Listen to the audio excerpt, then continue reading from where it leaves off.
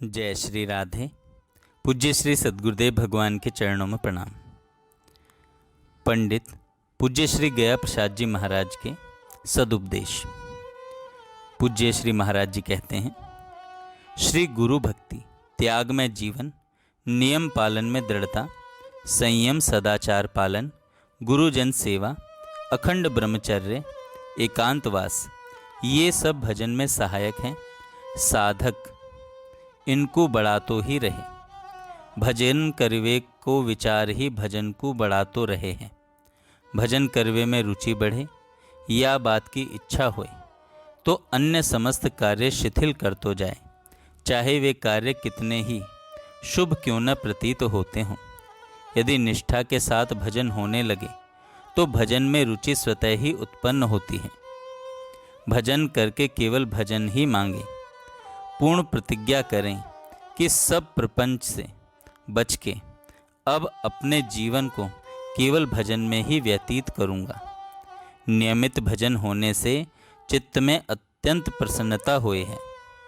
जो कुछ चाहे कुछ हो जाए, किंतु नियमित भजन तो नित्य पूरा ही कर लेना चाहिए। नियम के बिना जो भजन किया जाए है उसका अधिक महत्व नहीं है। यदि रुचिपूर्वक नियम से दीर्घ काल पर्यंत भजन किया जाए तो भजन भगवान साधक को पकड़ लेते हैं। यदि रुचिपूर्वक नियम से दीर्घ काल तक भजन किया जाए तो भजन रूप भगवान साधक को पकड़ लेते हैं। वही परम सौभाग्यशाली दिवस है जिस दिन नियमित भजन पूर्ण रूप से बन जाए।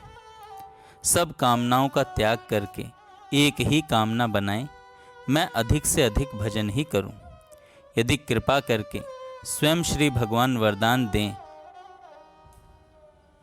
और प्रकट होकर आज्ञा करें तो उनसे केवल यही याचना करें कि मैं निरंतर आपके भजन स्मरण ही करता रहूं।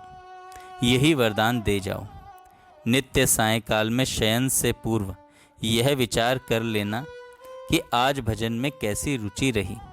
साथ ही यह प्रतिज्ञा करें कि अगले दिन आज से अधिक भजन में उत्साह रखूंगा। प्रातःकाल जगते ही श्री सद्गुरुदेव भगवान से प्रार्थना करें कि आज भजन करने में मेरे मन में अत्यधिक उत्साह रहे। अपनी रहनी ऐसी बनाएं कि जिससे भजन करने में सब प्रकार की सुविधा रहे।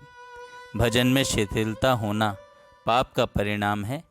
भजन बंद हो जाना अपराध का परिणाम है।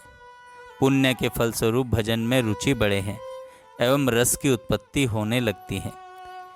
इसमें सबसे उत्तम पुण्य है सबको सुख पहुंचाने का विचार तथा भजन करने वाले की सब प्रकार से सहायता करनी चाहिए। जब तक भजन में आनंद नहीं आएगा तब तक इसमें रुचि होने की कमी रहेगी। भजन में आनंद मिले इसके लिए उपाय है अधिक से अधिक एकांत में बैठकर सब प्रपंच से बचकर नियम से भजन करें। भजन बनवे लगे, यही भगवत कृपा है।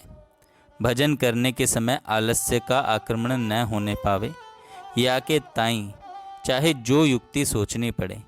जैसे टहलने लगें, जल से अपना मुख धो लें, जल पी लें, स्वच्छ वायु सेवन करें, काहू काम में हाथ लगाए देने, श्री भगवत कृपा को स्मरण करवे लगे। अधिक जम्भाई लेवें सो सदैव बचें। जीभ की सफलता भगवान के नाम के उच्चारण में है। श्रवण की सफलता श्री नाम श्रवण में तथा मन के ताई परमानंद केवल श्री नाम के रसामृत पीने में ही है। भजन करने में यदि कभी दुर्भाग्य से प्रमाद बन जाए तो अंतःकरण में अत्यंत खिन्नता होनी चाहिए, दुख होना चाहिए। क्योंकि यदि प्रमाद को सहन कर बैठे तो या को दुष्परिणाम काहू समय भजन सो विमुख कराए बैठेगो। श्रद्धावान सो प्रमाद नहीं बने हैं। तब त्याग, संयम, नियम पालन, श्रद्धा, सदाचार तथा निष्कामता के साथ साथ जो भजन किया जाए है वह भजन विषयों से घृणा, संसार से उपरति तथा श्री प्राण प्यारे दुलारे जीवन धन में स्नेहलता को अंकुर उत्पन्न करवे लगे हैं। बड़ी गहराई से देखते रहें कि भजन उचित रूप से कर रहा हूँ या नहीं।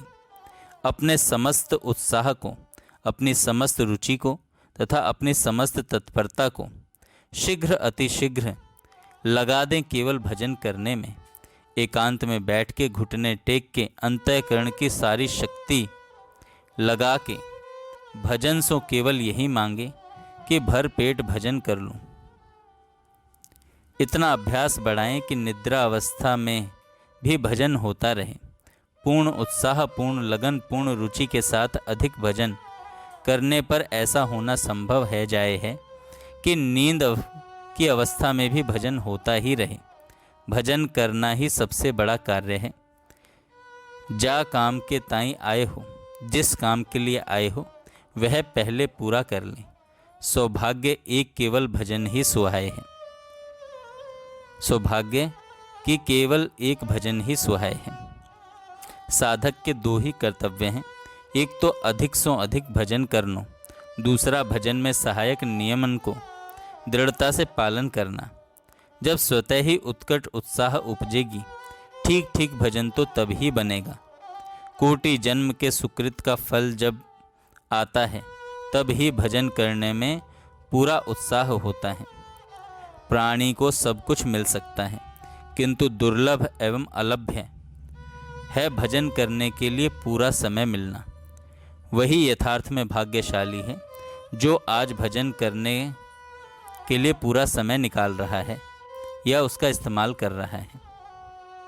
उससे भी अधिक भाग्यशाली वह है जो भजन के समय को केवल भजन में ही लगा देता है, और वासों अधिक भाग्यशाली वह है जो इतना करते हुए भी अतृप्त रहता है।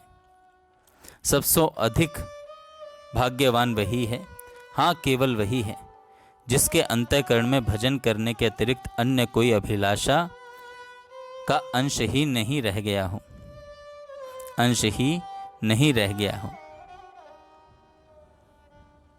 जय श्री राधे। जय श्री राधे।